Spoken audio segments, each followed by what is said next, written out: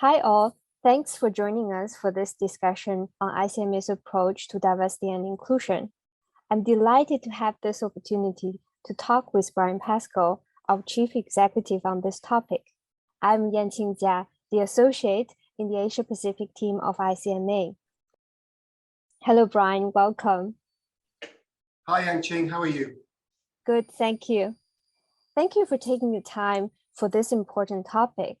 Certainly, diversity and inclusion is not a new thing in our organization, and recently there has been some momentum to take it to the next level. One symbolic move is that ICMA has announced our diversity and inclusion framework. Bryan, what are the key messages you want to convey with this framework? Well, first of all, Yanqing, thanks again for the great opportunity here to speak to everybody about our important focus on D&I. And I think, as you say, this is something that's been in the organization for some time. But I think it's really important that we clarify and reinforce our position and focus on this very important area. We want to nurture an environment where individual differences and contributions of all our staff are valued and fully recognized. And people feel empowered to bring their best selves to the office and feel really good about the place that they work. D&I isn't, it's not a nice to have, but it's good management practice, good business sense. It's additive to what we do, how we think, and how we can add value to members and the industry alike. And I want us to add to our visibility in this space. So, for example, our website will be amended and upgraded to ensure that we bring more of a lens onto D&I. In terms of our events, through our committees and our publications, we'll be looking to really bring more focus into this space. Yeah, definitely. And could you please elaborate further how ICMA is doing to promote those important values? Sure.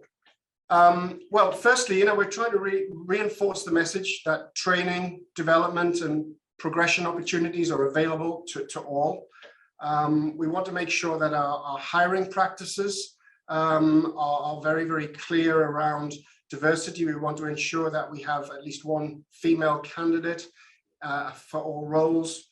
We want to work with external consultants who have a clear policy and framework to ensure that their hiring processes capture the true flavor of D&I. And we want to include as much as possible from our staff a diverse background of people who are actually doing the interviewing. I think that's very, very important. So we get multiple perspectives when we're looking at the right people to bring into the organization, to fit into the team and to get the best out of themselves and also to add the most value, again, to us as a team.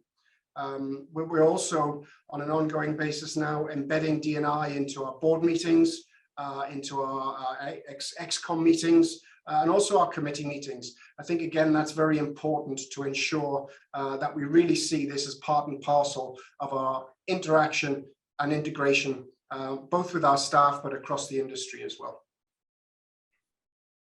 Those are absolutely great steps. So looking at it at a higher level, what is your vision on ICM's role on diversity and inclusion as an organization and also for the industry? How do you think we can make the workplace more welcoming for everyone, including our members? Well, I think our vision is to really set an example for our members and stakeholders alike in how we look as an organization and how we act as an organization as well. That includes encouraging diversity in all of our committees, as I mentioned before, to ensure that we're prioritizing D&I initiatives at our external events, such as the large AGM and conference that we have coming up in Vienna, and also in our output, such as the QR, our quarterly report, where we're now starting to showcase on an ongoing basis key initiatives in diversity and inclusion of some of our largest stakeholders and members. Yeah, I have read that quarterly report article, and that's definitely something, a lesson learned for me as well. So looking back, one of our important initiatives on diversity and inclusion is the ICMA Womens Network, the IWN. We have been running it for 7 years, and the IWN provides a global, impartial, and open forum to support and inspire women to discuss career issues and promote gender equality. In light of our renewed strategy for diversity and inclusion, how do you see the ICMA Women's Network evolving? Women's Network, along with the future leaders, Yanqing, is a very important element, I think, how we grow, not just ICMA, but the whole industry for the future. As you know, we've established a steerco of female leaders across the regions. We'll be looking for more involvement and output from those individuals to reflect well on what's happening at a regional basis. And so we can really help to consolidate, bring together that information, look for best practices, etc. We want to use our outreach to attract more involvement in the Women's Network. We want men clearly to be involved in those discussions as well as women. We'll be looking for more events to raise the profile in regions where perhaps representation and activity has been a little bit on the low side. And again, we want to look to use our brand and our influence to lead by example and really drive the visibility of women in the workplace. Yeah, that's great. I mean, looking at our organization, I'm very proud that we have a diverse workforce of 50 colleagues at ICMA, and over half of our staff are female. 20 nationalities are represented with a range of different ethnicities, religions, orientations, and ages ranging from 20s to 70s. While we are celebrating this diversity, how do you think we can do even better?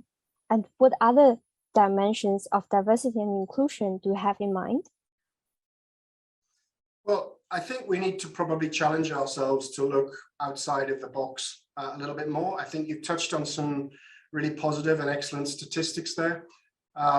We do have excellent diversity throughout the organization from the bottom up, as well as at the board, where I think our board diversity and split is absolutely exemplary. But certainly there are areas where we can continue to improve on some of the basics. The ExCom would be a perfect example. That's currently overly homogenous, and why we can't kind of solve for these issues overnight. Certainly from a strategic perspective, I'm keen to really develop the diversity at the ExCo level as we look ahead. But it's not just the male-female dynamic and racial and sexual orientation as kind of the key building blocks, I guess, of D&I.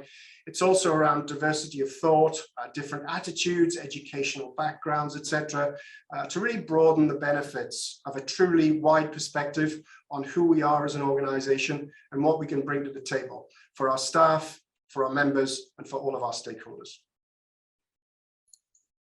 Thank you, Bryan, for the thoughtful sharing.